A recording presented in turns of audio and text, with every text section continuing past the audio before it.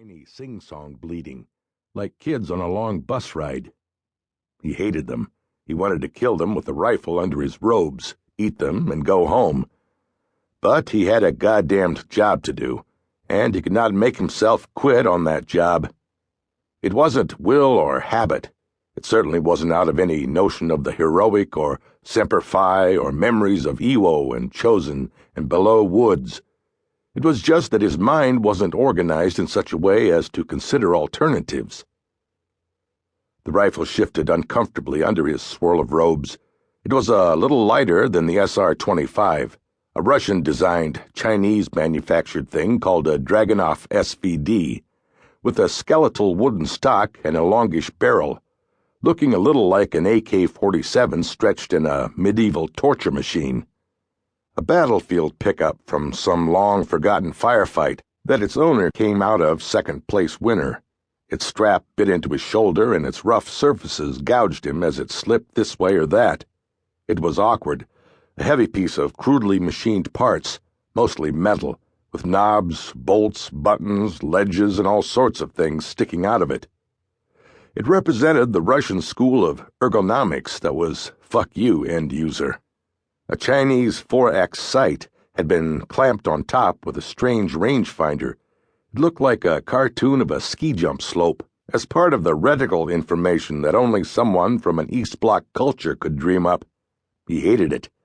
Yet he was lucky to have it. And one magazine of 10 7.62 by 54 sniper-grade Chinese cartridges. It was all he had left.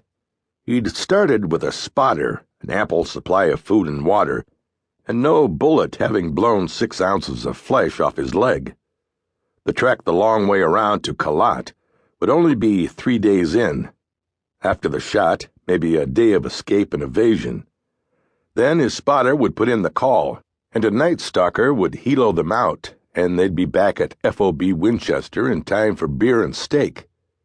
And the beheader, as Ibrahim Zarzi, warlord of the southeastern Pashtun tribes, opium merchant, prince, spy, charmer, betrayer, Taliban sympathizer, and Al-Qaeda liaison was known, would be sucking poppy from the root end first. But it didn't happen that way. Reality seldom follows mission op outlines. "Why send men, Major?" Ray had asked the battalion intelligence officer, the S2 in the S2 bunker, to an audience of the CO, the exec, and the sniper platoon lieutenant. "Can't our agency friends send a missile? Isn't that what they do? Have some Zen master pinball kids sitting in a trailer in Vegas flying a joystick take him out with a hellfire?" "Ray, I shouldn't tell you this," Colonel Laidlaw said, "but it's your ass on the line, so you have a right to know. The administration has tightened up on the missile hits. Too much collateral. The UN's squawking. This guy's complex is in heavy urban. You go all hellfire in his ass, yes, you probably send him to his god, but you send 200 other rug weavers along with him, and you've got the New York Times violin section in full blast. These folks don't like that." "Okay, sir, I can take him. I'm just worried about the E&D from Kalat. I'm going to get my guy out and also my own ass. Can we have warthogs standing by to cowboy up the place if it gets tight? We won't have enough firepower to shoot our way out of anything." "I can get you Apaches ASAP. Our Apaches. I don't want to lay on Air Force warthogs because I've got to go through too many chains of command, and too many people have to sign off on it. It's not all that secure."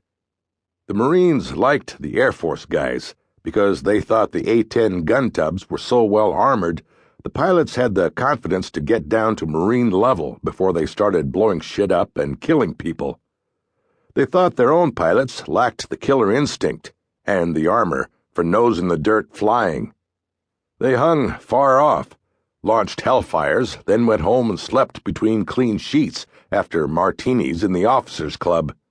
Some even had girlfriends, it was rumored. So, no hogs, maybe Apaches. That was it, and it never occurred to Ray to come up with a turn-down. If he didn't do it, somebody else would, and whoever that somebody was, he wouldn't be as good as Ray.